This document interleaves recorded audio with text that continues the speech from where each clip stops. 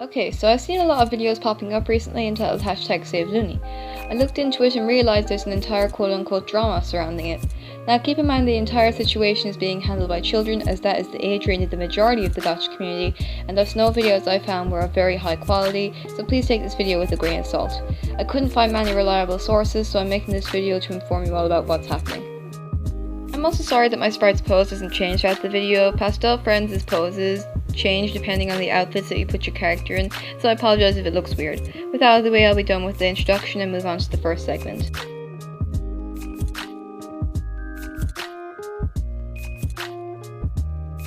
So unsurprisingly, the gacha community has gotten themselves into a little bit of trouble with Luname's new game entitled Gacha Club.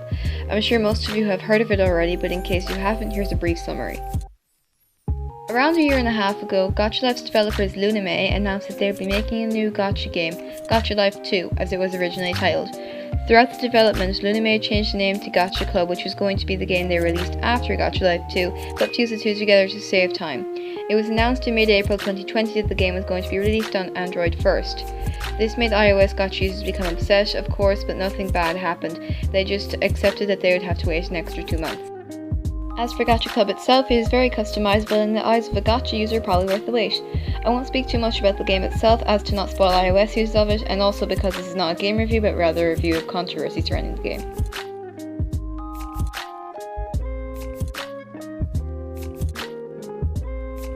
Remember how I mentioned iOS users earlier?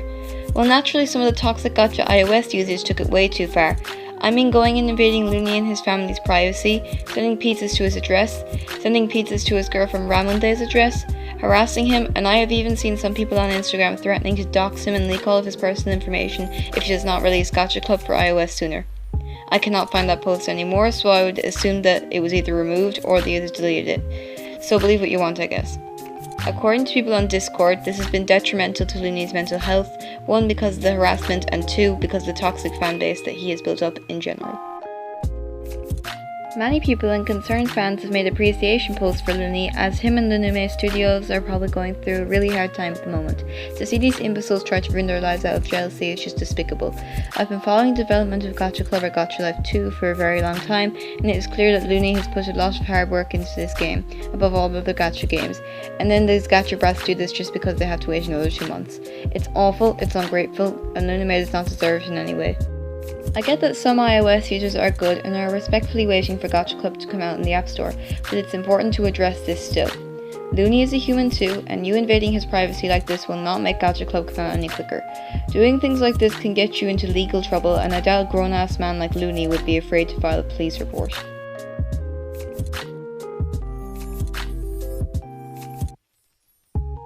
Now naturally after all this commotion, Luni spoke up about it on the official Gacha Club Discord server, which I am not a part of, so thanks to XXCassXX for the screenshot proof. Here we have messages from Luni saying he wants to die, that he's afraid of the doctors attacking him, and just genuinely not wanting to be associated with the community at all, which are all rightful reactions to what's been going on in his life right now. I can understand why he feels this way.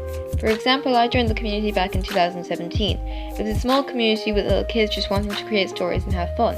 This is all the games are really intended for, little children having fun and making up stories.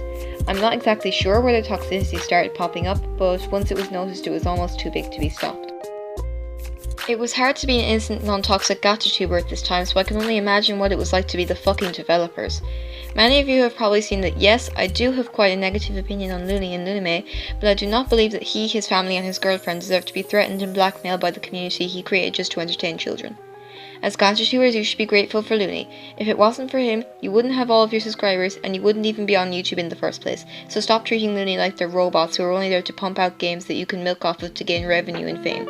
They're humans too who have problems and feelings, so show them some respect.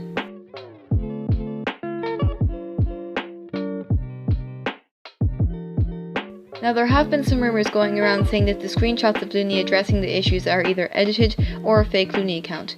I have nothing to back this up, but I decided to speak about the rumours anyway, in case it turns out this whole situation was faked for attention, sympathy, or some other weird motive. Needless to say, if these rumours are true, at least this was a way for the gacha community to show Luni that they appreciate his work and don't see him as just the gacha dev, which is a good thing for him and the rest of the Luname staff to know. While the majority of the gacha community is toxic, at least Luni can know that there is a small percentage that cares about them and their efforts to make the gacha community a better place. That's all for this segment. I just wanted to acknowledge the possibility that the messages could be faked. I'll be moving on to the next segment now.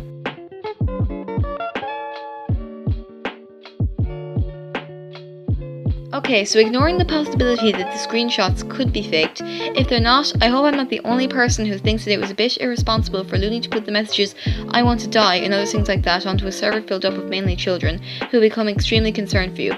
As they are your fans, you should know that once you post things like that onto a server filled with hundreds of them, you are allowing all hell to break loose.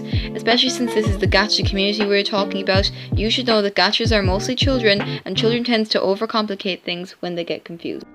A statement like "I just want to die" from someone a child looks up to can confuse them and make them think things are not true. For example, they could add things onto the story that never happened, like what happened with Kappa back in December, and until a more mature voice who did long amounts of research into the topic shows up, like for the Kappa situation it was Emily Kitty or Bew Bagels, they will keep overthinking these things when there's really nothing to worry about. My advice to Luni would be, if you're genuinely feeling this way, instead of saying that you want to die to a community full of children who are easily fooled by fake news, announce to your server that you'll be taking a break for such and such months until you are mentally healed. Don't go anywhere near Gacha during this time, as that might only make your feelings worse. I would also advise you to try and finish Gacha Club before you take the break to keep the toxic iOS users happy, and that also does not give you a reason to dread coming back, aside from the toxic fandom, of course.